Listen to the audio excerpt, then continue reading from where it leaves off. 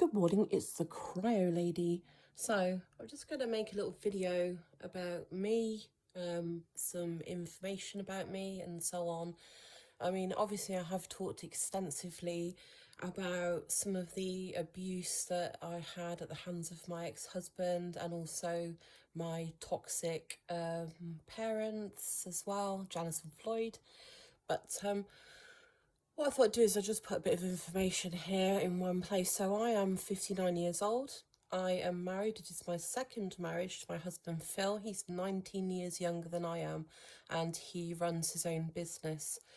We have our own home, etc, etc. Now I have from my previous marriage 5 children, and those children now, well, they're obviously not children now, but they range in age from early 20s to early 30s now.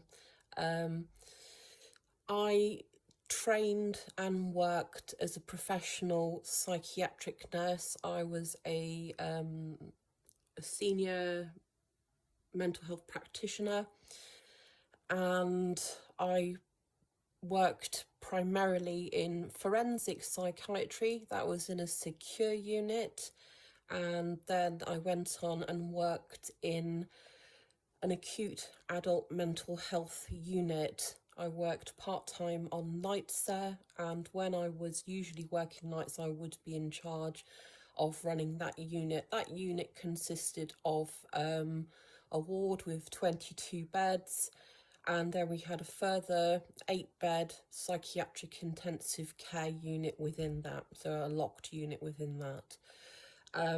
I met my husband, he was a naval officer. I met him at the end of 1989 and I was with him until 2006. It wasn't a particularly great marriage. I mean, if it was, I'd still be there, I guess, you know. But essentially, he was quite violent, he was abusive, he used to quite enjoy threatening me with various weapons, anything from knives, an axe, hammers, things like that. That sort of stuff, really. Lots of name calling, things like that. And also financial coercion, because I didn't actually have a bank account. My pay used to go into his account. I think it was, let me see, 2004, I tried to take my own life. I took a very serious overdose, but it was when I was in hospital, that night when I was in hospital, I decided, you know, I sort of came to my senses, because actually I really did want to die.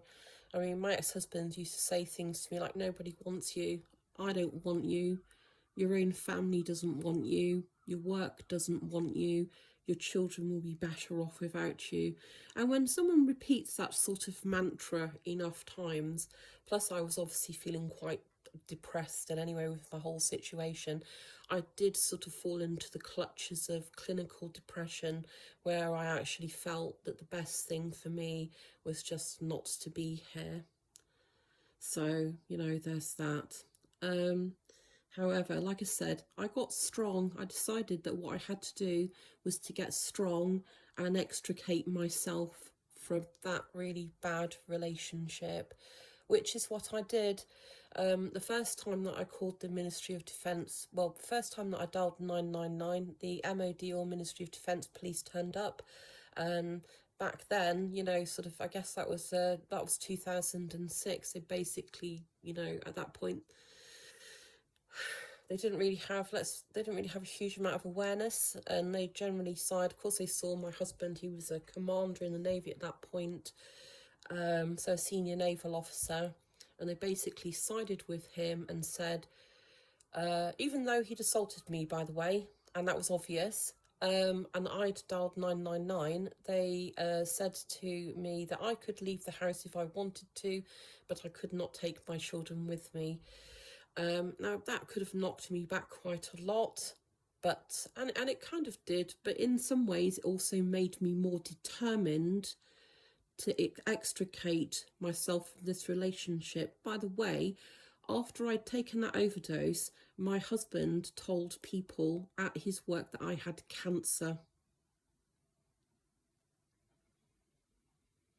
Yes, you heard that. You heard that right. Anyway, in 2006, I called the police again, and he was removed from the house. He was arrested. I have to thank Hampshire Constabulary for this, because they were the ones that turned up first of all. And I explained to them what the MOD police were like, Ministry of Defence police were like, and they said they would stay there and they would see to it that the MOD police did their job and arrested him and took him away. And he was, even though I'm not going to say what he actually did, but suffice to say, he should have been kept in custody. They released him very shortly after they got him to the police station, the MOD police station, and they just released him, which I wasn't surprised at, but it did keep him away. I then got a court order to keep him away from me, so he couldn't return. I was living in Gosport in Hampshire, or Alverstoke in Hampshire at the time, so I basically had 5 children. I was on my own, I didn't have any help from really anybody at all. I didn't really ask for it either. I didn't expect it. I basically got on with my life and bringing my children up. My youngest was 3 at the time. I had a 4-year-old that had a disability, that was, if you like, disabled. I mean, he didn't speak until he was 7 years old. My eldest son used to go to a boarding school Monday to Friday, funded by Hampshire County Council because of his disability. He's fine now, he's living on his own, he's great. But, you know, I've parented my children as to the best of my ability, and I am proud to say that's what I've done. I know what it's like to be in an abusive relationship. I know how hard it is to get out of that. So, you know, if any of that resonates and you want any advice or help, then please contact me, and I'll be more than happy to share what I know in any small or big way that I can. Anyway, take care. Bye.